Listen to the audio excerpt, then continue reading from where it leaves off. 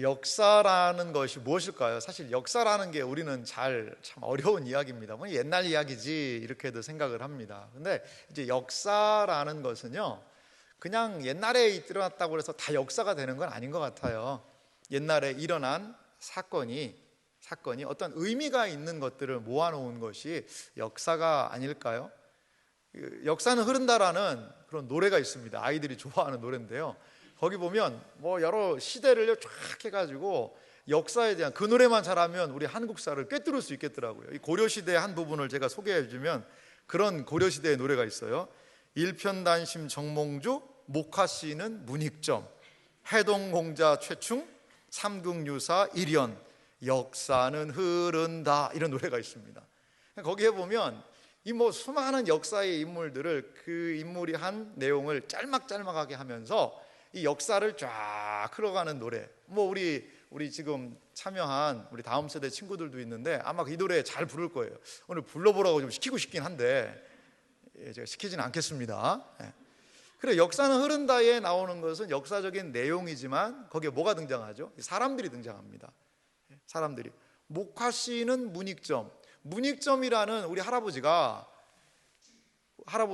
이 외국에서 이 목화씨를 좀 밀반출해 가지고 들어왔기 때문에 우리가 겨울에 그래도 좀 따뜻한 옷을 입지 않았냐, 이런 이야기죠. 그러니까 한 문명을 발전시키고 기여한 사람들을 우리는 기억을 합니다. 성경도요, 어떻게 보면 역사입니다. 근데 성경의 역사는 좀 독특해요. 인류의 역사가 인류 문명에 기여한 사람들을 기억한다면 성경의 역사는 무엇을 기억할까요? 하나님의 구원의 역사가 어떻게 진행됐는지를 성경은 관심이 있습니다.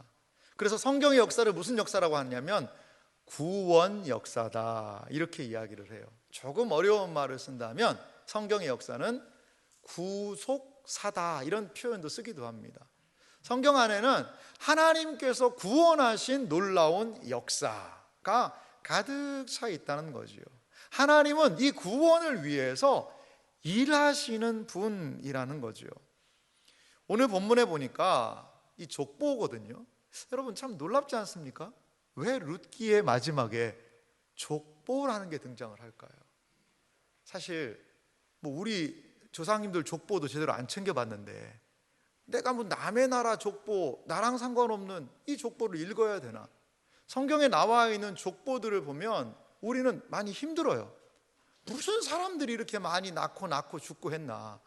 그리고 역대상 1장에서부터 9장 보면요, 족보가 9장이에요, 여러분. 9장. 그래서 어떤 분은 그런 얘기를 했어요. 이 성경, 이 역대기, 이 족보는 정말로 성경에서 가장 큰 수면제다, 이렇게 얘기도 하기도 했어요. 이게 왜 우리 할아버지도 아는 사람 이름이 없어요. 거의 오랜만에 막 다윗 나오면 반가울 정도예요. 이거를요 한두 장이 아니라 9장을 읽어야 된다는 거죠. 여러분, 왜 성경에 이렇게 족보가 들어가 있을까요? 족보는요 시대를 압축하고 간결하게 요약하는 그런 기능을 해요. 시대를 압축해서 그 족보를 통해서 무엇인가 하고 싶은 이야기가 있다는 거죠. 근데 좀 재미있는 그 단어가요, 룻기 다시 돌아와서 보면 1장에서는요 죽는 이야기가 나오거든요. 엘리멜렉이 죽고 그 다음에 누가 죽죠? 말론이 죽고 기련이 죽고 그 두 아들이 죽고의 역사가 나와요.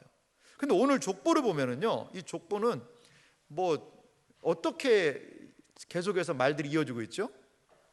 낳고예요.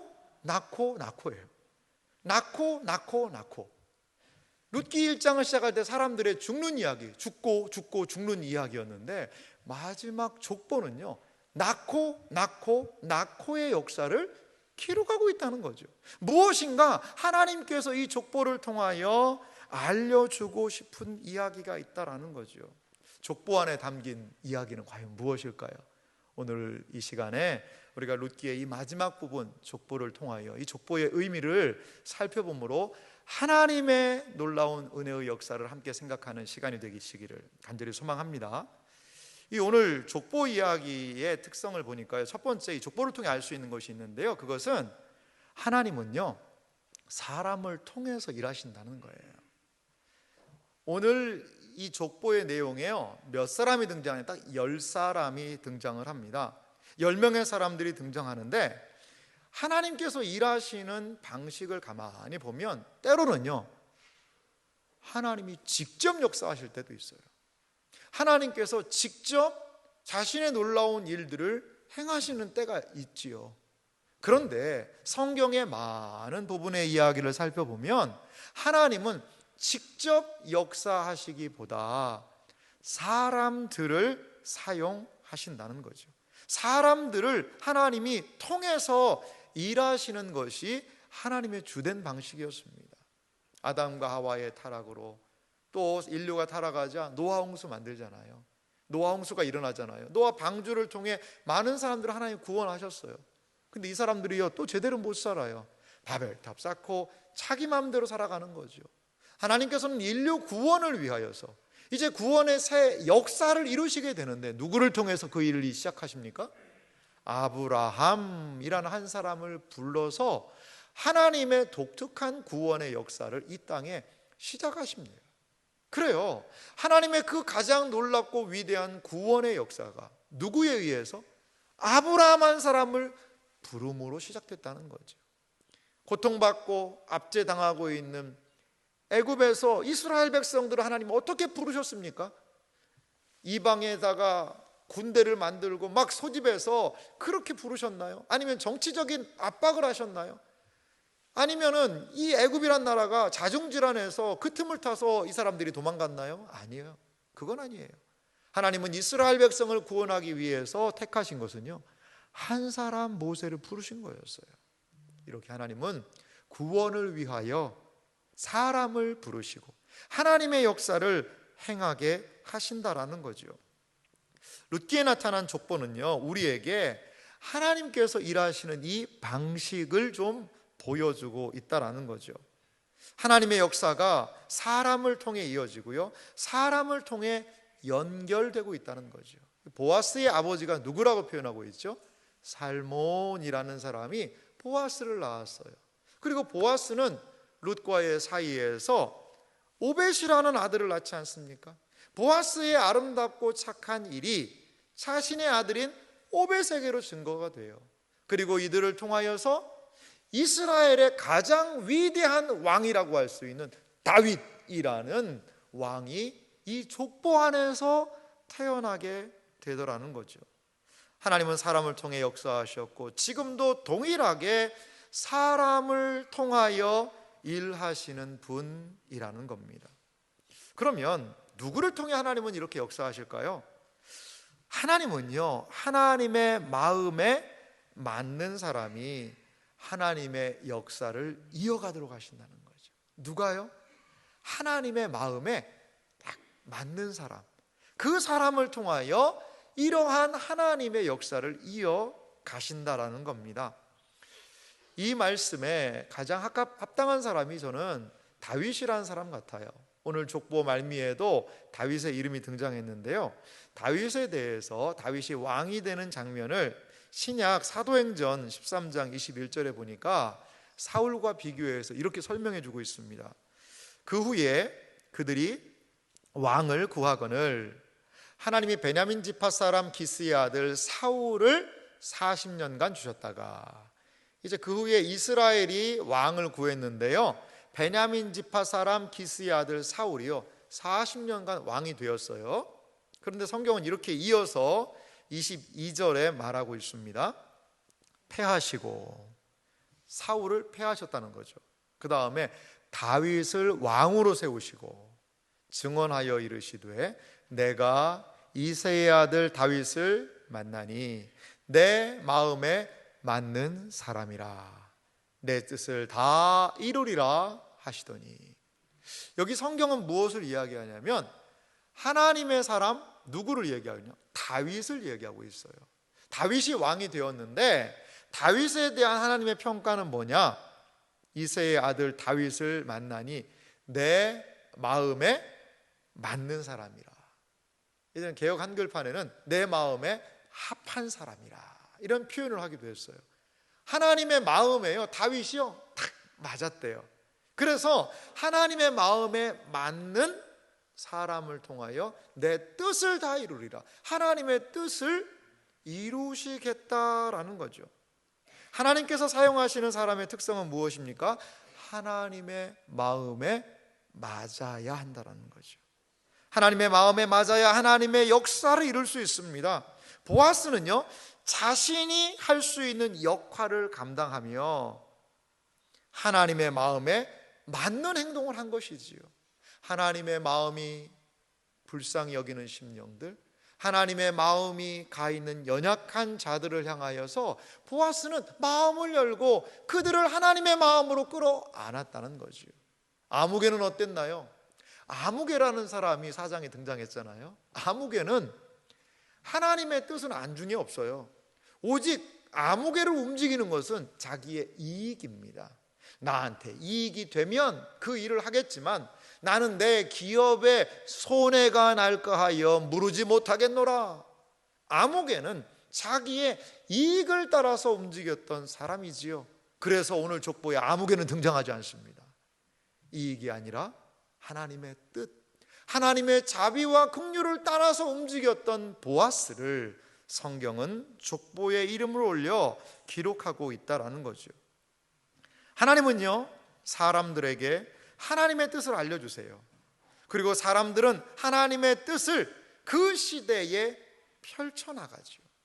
이것이 바로 하나님이 그 시대에 일하시는 방식이라는 것입니다.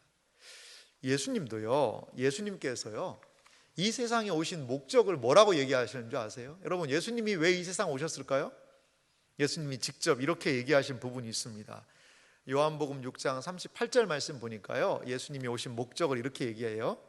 내가 하늘에서 내려온 것은 내 뜻을 행하려 함이 아니요 나를 보내신 이의 뜻을 행하려 함이니라. 예수님이 하늘에서 내려온 것은 이제 내가 이렇게 땅에 왔으니까 내 뜻을 펼치겠다가 아니고 누구의 뜻을요? 나를 보내신 이의 뜻, 그것을 행하려고 예수님은 이 세상에 오셨다, 이렇게 말씀하고 계세요.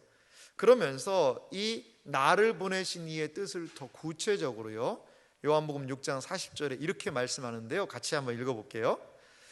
내 아버지의 뜻은 아들을 보고 믿는 자마다 영생을 얻는 이것이니 마지막 날에 내가 이를 다시 살리리라 하시니라. 아멘. 나를 보내시니, 내 아버지의 뜻이 뭐라는 겁니까? 아들을 보고 믿는 자마다 영생을 얻는 것. 아들을 보고, 예수님을 보고 그것을 믿는 자에게 영생을 주는 것이 하늘아버지의 뜻이래요. 예수님은 이 세상에 하나님의 뜻을, 하나님의 더 구체적으로 얘기하면 구원의 역사를, 구원의 일들을 이 땅에 펼치러 오셨다는 것입니다. 그렇습니다. 이렇게 예수님은 하나님의 뜻을 이 땅에서 행하심으로 예수님을 통해 하나님의 선한 일하심이 나타날 수 있었다는 거죠. 이렇게 이 족보에 나타난 사람들이 하나님의 뜻을 알고 그분에 대한 마음을 가지고 하나님의 선한 일들을 드러내게 될 때에 하나님의 놀라운 은혜의 역사가 그 시대에 그 땅에 나타나게 되었다는 거죠. 이렇게 나타난 하나님의 선한 역사는 하나님의 뜻을 깨닫고 기억하고 행하는 사람들을 통해 드러나게 됩니다. 하나님은 지금도 하나님의 마음에 맞는 사람을 찾으세요. 그리고 그 사람을 통해 하나님의 선한 역사를 행하게 하시는 하나님이신 줄 여러분 믿으시기 바랍니다.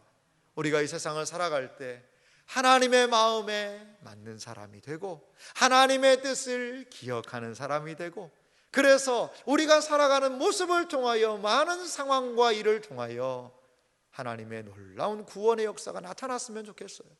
이번에 우리가 VIP들을 작정했지 않습니까? 그들의 이름을 적고 기도하고 있지 않습니까? 이것을 통하여서 하나님의 구원의 역사가, 하나님의 뜻이 우리를 통하여 이 땅 가운데 드러나게 되는 은혜가 있기를 주님의 이름으로 축원합니다. 이 족보 이야기가 우리에게 또 보여주는 게 있어요. 그것은요, 하나님의 나라는 단절되지 않는다라는 것입니다. 족보의 이야기가 우리에게 보여주는 것이 있는데, 하나님의 놀라운 역사, 하나님의 뜻, 하나님의 나라가요, 끊어지지 않는다는 거예요. 룻기는 어떠한 배경에서 시작되었을까요? 룻기 1장 1절은 이렇게 우리에게 말해주고 있어요. 사사들이 치리하던 때에. 룻기의 배경을 사사들이 치리하던 때라고 말해주고 있습니다. 그 땅에 흉년이 드니라 유다 베들레헴의 한 사람이 그의 아내와 두 아들을 데리고 모압 지방에 가서 거류하였는데, 사사들이 치리하던 때에라고 이 룻기의 배경을 우리에게 말해주고 있어요. 그러면 사사 시대는 어떤 시대입니까? 사사기 맨 마지막 절이죠. 21장 25절 말씀은 사사 시대에 대해서 이렇게 평가를 내리고 있습니다. 우리 같이 읽어보도록 합니다. 같이 읽겠습니다. 그때에 이스라엘에 왕이 없으므로 사람이 각기 자기의 소견에 옳은 대로 행하였더라. 사람들이요, 그 사사 시대에는 자기가 좋은 대로 사는 시대였다는 거예요. 자기 소견에 옳은 대로 사는 거죠. 사사 시대 이전에 어떤 시대가 있었죠? 여호수아라는 시대가 있었습니다. 여호수아 시대에는요, 하나님의 말씀에 여호수아는 철저하게 순종한 사람이었어요. 그 순종하던 시대가 지나가자 사사 시대는요, 이제 자기 마음대로의 시대였어요. 왕 대신 하나님을 섬기지 않고 자기 마음대로 살아가니까 그 나라가 외세의 침입을 받고 점점 어두움으로 떨어지는 그러한 시대였다는 거죠. 여러분, 룻기는 이렇게 어두운 시대 배경을 하고 있습니다. 하나님의 은혜가 보이지 않아요. 사람들은 자기의 소견에 따라 움직입니다. 자신의 이익을 따라 사람들이 움직이고 있어요. 하지만요, 이러한 어둡고 캄캄한 시대에도 하나님이 일하신다는 거예요. 추운 겨울에 제가 저쪽 강원도 지역에 한번 가본 적이 있는데요, 강물이요, 여러분, 그 얼음이 이렇게 두껍게 얼었더라고요. 이렇게 두껍게. 그 강물이요, 꽁꽁 얼어붙어요. 그러면 이 강물이 흐르는 것 같지가 않아요. 뭐 다 얼어버렸으니까요. 하지만요, 그 두꺼운 얼음 밑에요, 그래도 물이 흘러가요.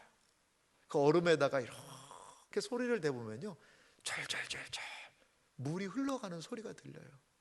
그래요. 모든 물이 꽁꽁 얼어붙어서 아이고 이제 물을 다 없어졌나 라고 하는 그 시간에도 물은 흐르고 있다는 거죠.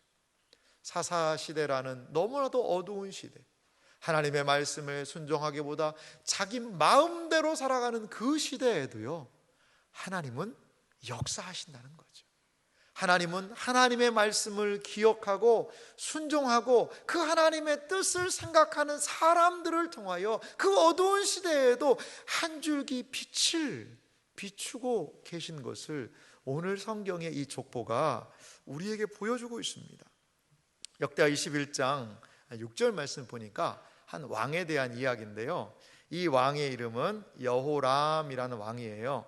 그 왕에 대해서 이렇게 얘기합니다. 여호람인데요, 그가 이스라엘 왕들의 길로 행하여 아합의 집과 같이 하였으니 이는 아합의 딸이 그의 아내가 되었음이라. 그가 여호와 보시기에 악을 행하였으나. 남왕국 유다의 왕 이 여호람이라는 그 왕이요, 자신의 아버지는 그 여호사밧이라는 그래도 경건한 왕이었거든요. 아들임에도 불구하고 어떻게 했냐? 여호와 보시기에 악을 행했다는 거죠. 근데 왜, 무엇 때문에요? 이 아합의 딸 아달랴라는 딸이 있었는데 그 딸이 이 여호람의 아내가 됐어요. 그러니까 못된 거를요, 이 아내 통해서 다 배우고 아내 말을 잘 들었던 것 같아요, 아버지 말보다. 그러니까는 이 하나님 보시기에 온전하지 못한 것들을 다 행하는 이 여호람이 악한 왕이 되어버리고 맙니다. 어두운 시대죠. 하나님의 말씀, 다윗의 길로 간 것이 아니라 북왕국 이스라엘의 그런 우상숭배의 길을 여호람이 걸어가고 있는 것이죠. 이때에 성경 기자는 이 시대에 대해서 이렇게 하나님의 한 약속을 상기시켜 주고 있어요. 역대하 21장 7절인데요. 이 시대에 어떻게 하나님께서 행하셨는지를 같이 좀 읽어볼까요? 함께 읽겠습니다. 여호와께서 다윗의 집을 멸하기를 즐겨하지 아니하셨음은 이전에 다윗과 더불어 언약을 세우시고 또 다윗과 그의 자손에게 항상 등불을 주겠다고 말씀하셨음이었더라. 아멘. 자, 보십시오. 여호람이 그 당시에 하나님 보시기에 온전하게 행하지 않으면 그 나라 망해야죠. 아예 그냥 끝내버려야죠. 하지만 하나님께서 무엇을 기억하셨다는 것이죠? 다윗과 그의 자손에게 항상 등불을, 그 나라의 등불을 꺼지지 않고 주겠다라고 하신 말씀, 그것이 있었기 때문에 여호람이라는 이 왕이 악을 행하는 상황에서도 그 나라를 지켜주고 보존하시는 거죠. 하나님의 은혜가 있다는 거죠. 하나님의 긍휼하심이 있다는 거죠. 어둠의 시대, 캄캄한 시대, 이제 아무도 하나님을 섬기지 않는 그 시대에도 하나님은 여전히 그 등불을 준비하고 계시는 하나님이시라는 거죠. 얼음이 꽁꽁 얼어서 물 한 방울 없는 것 같지만 그 얼음 아래 물줄기가 흘러나가듯이 하나님의 역사는 사람들의 불순종과 반역과 배반의 어두운 그림자 속에서도 면면이 흘러가고 있다는 것을 우리에게 보여주고 있습니다. 그리고 결국 하나님의 나라의 환한 빛이 세상에 비추지 않았어요. 다윗이라는 하나님이 세운 사람을 통하여 한 시대의 어둠을 걷어내고 하나님의 밝은 빛을 다윗이라는 이 사람을 통하여서 그 이스라엘 백성들에게 하나님은 비추셨습니다. 그렇습니다. 사사기에 절망스럽고 생명을 잃은 사람에게 소망을 노래하고 생명을 증거하는 일을 하나님은 그 믿음의 사람들을 통하여 행하신다는 거지요. 하나님의 나라, 위태롭고 어려워 보여도 결코 망하지 않습니다. 하나님의 나라는 하나님이 주인이 되신 나라요, 하나님의 놀라운 능력이 면면이 흘러가고 있는 나라라는 거지요. 족보는 우리에게 세상의 상황을 뛰어넘는 하나님의 일하심이 있다라고 우리를 격려하고 있습니다. 어둡고 캄캄한 세상에서 하나님은 소망의 빛, 생명의 빛, 구원의 빛을 비추시는 분이심을 여러분 믿으시기 바랍니다. 예수님의 사역에 대한 성경의 증언이요, 이렇게 나타나고 있어요. 마태복음 4장 15절 말씀 보니까요, 예수님의 사역에 대해서 이렇게 이야기하고 있는데, 스불론 땅과 납달리 땅과 요단강 저편 해변길과 이방의 갈릴리요.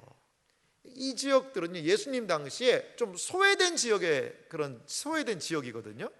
그런데 이 지역에 예수님의 임하심을 이렇게 표현합니다. 16절은 같이 한번 읽어볼까요? 함께 읽습니다. 흑암에 앉은 백성이 큰 빛을 보았고 사망의 땅과 그늘에 앉은 자들에게 빛이 빛이었도다 하였느니라. 아멘. 흑암에 앉은 백성이요, 큰 빛을 보았다는 거죠. 예수님의 오심은 큰 빛이에요. 다윗이 한 시대의 빛을 비추었지만 예수님만 못한 거죠. 흑암에 앉은 백성에게 예수님의 오심은요, 큰 빛이었어요. 그리고 사망의 땅과 그늘에 앉은 자들에게 예수님은 빛을 비추셨다라는 것이지요. 이렇게 예수님을 통하여 어두운 시대, 소망 없는 그 땅에, 아니 사망의 그늘에 죽어있는 심령들에게 생명의 빛이 비치게 되었다라는 것입니다. 하나님은 시대 분위기에 따라 하나님도 좌절하고 낙심하시는 분이 아니세요. 시대 분위기가 어렵고 시대가 어렵다 하더라도 하나님의 구원의 역사는 끊어지지 않고 이어진다는 것을 여러분 믿으시기 바랍니다. 이것이 성경이 말하는 것입니다. 예수님은 가장 어두운 시대에 가장 밝은 빛을 보여주고 계십니다. 여러분, 우리의 시대가 어렵지요. 복음이 닫힌 시대지요. 복음을 거부하는 시대지요. 복음에 대한 캄캄함이 우리에게 있습니다. 하지만 하나님께서는 지금도 믿음의 사람들을 통하여 이 시대에 하나님의 나라의 역사를 이어가고 계심을 믿으시기 바랍니다. 족보 안에는 어두운 그림자도 있어요. 하지만 결국 하나님은 믿음의 족보, 하나님의 사람들을 통하여 하나님의 빛으로 생명으로 구원의 역사를 이어가고 계시다라는 것입니다. 이것이 우리의 기대이고 소망입니다. 하나님께서는 지금도 이러한 방식으로 우리를 이끄셨음을 기억하며 하나님의 이 믿음의 역사를 바라보고 시대의 분위기에 따라 움직이는 우리가 아니라 하나님의 일하심을 따라 움직일 수 있는 우리들의 생애와 삶이 되기를 주님의 이름으로 소망합니다. 마지막으로 이 족보가 우리에게 보여주는 게 있어요. 그것은 무엇이냐면 하나님은 작은 자가 천이 되게 하신다는 겁니다. 족보의 내용을 보면 작은 자들의 이야기가 있는데 그들을 통하여 분명하게 하나님이 하시는 일들이 있다라는 거죠. 룻기 4장 21절을 제가 다시 한번 읽어보면요, 살몬은 보아스를 낳았고 보아스는 오벳을 낳았고, 이 성경 룻기 4장 21절 9절이 있는데요, 이 말씀하고 똑같은 구절이 신약 성경에 한 군데 등장을 합니다.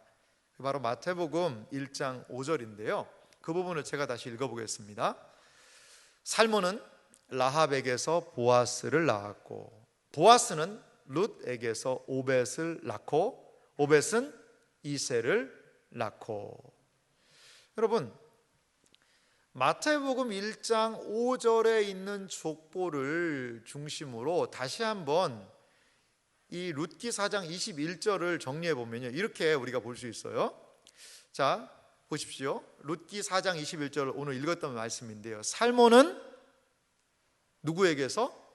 라합에게서 보아스를 낳았고 보아스는 룻에게서 오벳을 낳았고 라고 마태복음 1장에 있는 족보를 대입하면요, 우리가 이 룻기 4장의 족보를 이렇게 이해할 수 있습니다.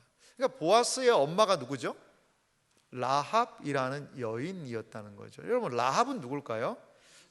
라합에 대해서 잘 아시네요, 여러분. 여호수아 6장 25절은요 이렇게 말하고 있습니다. 이 여리고에서 살아남은 여인이거든요. 그런데 이 여호수아가 이렇게 했죠. 여호수아가 기생 라합과 그의 아버지의 가족과 그에게 속한 모든 것을 살렸으므로 그가 오늘까지 이스라엘 중에 거주하였으니 이는 여호수아가 여리고를 정탐하려고 보낸 사자들을 숨겼음이었더라. 이렇게 여호수아는 기생 라합을 소개하고 있어요. 그런데 이 라합이 누구라는 거예요? 보아스 엄마예요. 보아스 엄마. 보아스의 엄마예요. 그러니까요, 여러분, 이렇게도 한번 상상력을 발휘해 볼까요? 보아스가 이방 여인 룻을 그래도 사랑하고 이렇게 품을 수 있었던 것은 자기 엄마도 누구였어요? 정통 이스라엘 여인이 아니었어요. 가나안 여인이었어요. 가나안 여인이었는데 그래도 아버지 살몬 만나가지고 그래서 자기를 낳은 거죠. 아마도 이러한 보아스의 출신 배경 때문에 룻에 대한 더 긍휼히 여기는 마음이, 모압 여인이지만 그 룻에 대한 마음이 보아스에게 있지 않았을까요?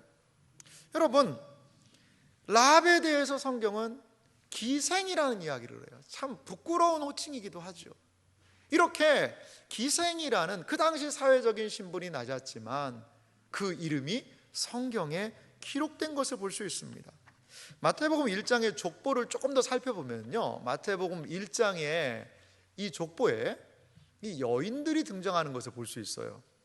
그런데 그 여인들의 이름이 참 의외의 인물들이 등장을 해요. 마태복음 1장 2절을 좀 보면은 족보가 이렇게 시작합니다. 아브라함이 이삭을 낳고 이삭은 야곱을 낳고 야곱은 유다와 그의 형제들을 낳고. 여러분, 아브라함의 아내가 누구죠? 사라입니다. 사라. 근데 이 사라가 어떻게 열국의 어민데도 불구하고 이 족보, 예수님 족보예요, 사라라는 이름이 등장하지 않습니다. 자, 이삭의 아내는 누굽니까? 리브가라는 여인이에요. 근데 리브가의 이름이요, 여기에 등장을 하지 않습니다. 사라도, 리브가도, 라헬과 레아도 여러분 등장하지를 않아요. 그런데 3절은 이렇게 말하고 있어요. 유다는 다말에게서 베레스와 세라를 낳고, 베레스는 헤스론을 낳고, 헤스론은 람을 낳고. 이 유다라는 이 야곱의 아들이거든요. 아들의 대표인데, 유다는요 이 다말이라는 여인에서 베레스와 세라를 낳았다는 거죠. 오늘 뭐 족보가 베레스의 족보라고 이야기를 하는데 그 출처가 여기에요. 근데 이제 다말이라는 이 여인이 등장합니다. 다말은 누구죠? 사실 유다의 정식 아내는 아니고 며느리였어요. 며느리. 그런데 여러 가지 아들이 죽고 하는 여러 과정 속에 이렇게 자녀를 낳은 거죠. 어떻게 보면 이거는 유다에게는 조금 부끄러운 일일 수 있어요. 자, 5절 한번 보실래요? 5절 읽었던 본문인데요. 살몬은 누구에게서요? 라합에게서 보아스를 낳았다는 이야기거든요. 라합은 누구였죠? 가나안 여인이었고 기생이었다는 이런 내용을 성경이 이야기를 합니다. 그리고요, 보아스는 누구에게서요? 룻에게서. 룻은 누구예요? 모압 여인이에요. 이방 여인이었단 말이죠. 오벳을 낳았다는 거죠. 여러분, 더 끔찍한 일이 6절에 있습니다. 6절 한번 같이 읽어볼까요? 함께 읽습니다. 이새는 다윗 왕을 낳으니라. 다윗은 우리아의 아내에게서 솔로몬을 낳고. 여러분, 족보는 어떤 일이죠? 조상님들이 이렇게 훌륭한 분이 계셨다라는 건데, 마태복음 1장은요 조상님들 조금 얼굴이 좀 뜨뜻해지는 족보예요. 여러분, 밧세바라고도 안 그래요. 다윗이요 밧세바에게서 솔로몬을 낳고 라고 하면 좀 체면이 살 것 같아요. 다윗은 근데 누구에게요? 우리아의 아내라고 얘기해요. 여러분, 망신주자는 걸까요? 왜 성경은 그 유명한 사라 할머니, 리브가 할머니, 이러한 훌륭한 할머니 이름은 적지도 않고 다말에게서, 그리고 라합에게서, 룻에게서, 또 우리아의 아내 밧세바에게서 낳았다는 이야기를 하는 이유가 무엇일까요? 이 족보의 말미에 등장하는 한 인물이 있죠. 그분이 누굴까요? 마태복음 1장 16절 말씀도 같이 읽어보겠습니다. 야곱은 마리아의 남편 요셉을 낳았으니 마리아에게서 그리스도라 칭하는 예수가 나시니라. 아멘. 어떻게 보면 이방 여인이고 부끄러운 과거가 있는 사람들이에요. 그런데 하나님께서요 그들을 사용하셨다는 거예요. 이방 여인, 모압 여인 룻, 그리고 가나안 여인이었던 라합, 그리고 다말이라는 그 여인, 그리고 밧세바라는 어떻게 보면 부끄러운 과거가 있는 여인, 그리고 오늘 연약한 여인인 마리아. 이 연약하고 부족한 사람들을 통하여서 하나님은 역사하신 것을요 부끄러워하지 않으세요. 자랑스럽게 여기시는 거예요. 예수님이 이러한 조상들의 믿음, 조상들의 수고, 조상들의 그 노력을 통하여서 그 하나님의 뜻에 대한 반응을 통하여서 예수님이 이 세상에 태어나셨다라는 것을 마태복음 1장은 자랑스럽게 이야기합니다. 누구에게는 수치일 수 있어요. 누구에게는 부끄러움일 수 있어요. 하지만 수치와 부끄러움을 통하여 오히려 하나님은 더 영광스러움으로 나아가시는 분이심을 여러분 믿으시기 바랍니다. 이 여인들 연약하고 평범하지요. 하지만 그 평범하고 연약한 그 사람들을 하나님은 붙드셔서 하나님의 역사를 이루시는 분이심을 여러분 믿으시기 바랍니다. 이사야 60장 22절은 우리에게 이런 놀라운 도전을 하고 있습니다. 우리 함께 읽어보겠습니다. 그 작은 자가 천명을 이루겠고 그 약한 자가 강국을 이룰 것이라. 때가 되면 나 여호와가 속히 이루리라. 할렐루야. 하나님은 작은 자가 천명을, 약한 자가 간국을 속히 이루시는 하나님이심을 믿으시기 바랍니다. 연약하고 부족하지만 하나님이 사용하시면, 하나님의 뜻을 깨닫고 알게 되면, 그러면 하나님께서는 그 인생까지도 기쁘게 사용하시는 분이심을 여러분 믿으시기 바랍니다. 하나님께서는요 지금도 믿음의 족보를 이어가고 계세요. 하나님의 마음에 합한 사람을 통해 하나님의 뜻을 이 땅에 나타내시는 것이지요. 하나님은 강한 사람, 돈 많은 사람, 능력 있는 사람만 사용하시는 것이 아니라는 거지요. 연약하고 부족해도 하나님의 마음에 합당하면 사용하셔서 하나님은 지금도 믿음의 족보를 이어나가신다는 것을 여러분 믿으시기 바랍니다. 하나님의 나라를 이어가십니다. 그리고 결국 그들을 통하여 뜻이 하늘에서 이룬 것 같이 땅에서도 이루어지이다. 하나님의 역사를 우리 시대의 우리들을 통하여 이루어 나가기를 원하신다는 것입니다. 사랑하는 성도 여러분, 우리의 이름이 어디에 새겨지길 원하십니까? 하나님의 구원의 역사, 하나님의 뜻이 성취되는 그곳에 우리의 이름 석자가 쓰임받고 기록되는 은혜가 있기를 간절히 소망합니다. 하나님의 놀라운 믿음의 족보에 동참할 수 있는 하나님의 뜻에 합한 사람, 하나님의 마음에 맞는 사람, 하나님의 뜻대로 움직일 수 있는 사람, 연약하고 부족해도 하나님을 믿고 의지하며 나아가는 우리들의 모습이 되기를 간절히 소망합니다. 하나님은 지금도 쉬지 않고 구원의 역사를 이루고 계세요. 하나님은 쉬지 않으십니다. 그리고 하나님의 놀라운 구원의 역사를 성취하십니다. 연약하고 부족하고 아무것도 할 수 없는 그들의 삶을 역전하셔서 하나님의 위대한 일들을 하나님은 지금도 드러내시는 분이심을 믿습니다. 하나님의 이 구원 역사, 나오미, 연약한 이방 여인 룻, 이들을 통해 이루어졌듯이 사사시대라는 어두운 시대에도 하나님의 밝은 빛을 드러내셨듯이 지금도 이 하나님의 놀라운 은혜의 역사는 우리에게 이어지고 있는 줄 믿습니다. 이렇게 역사하시는 하나님의 일에 눈뜨고 믿음으로 살아가시는 하나님의 역사에 동참자가 되시는 믿음의 족보에 이름을 올릴 수 있는 믿음의 사람들이 되시기를 주님의 이름으로 축원합니다.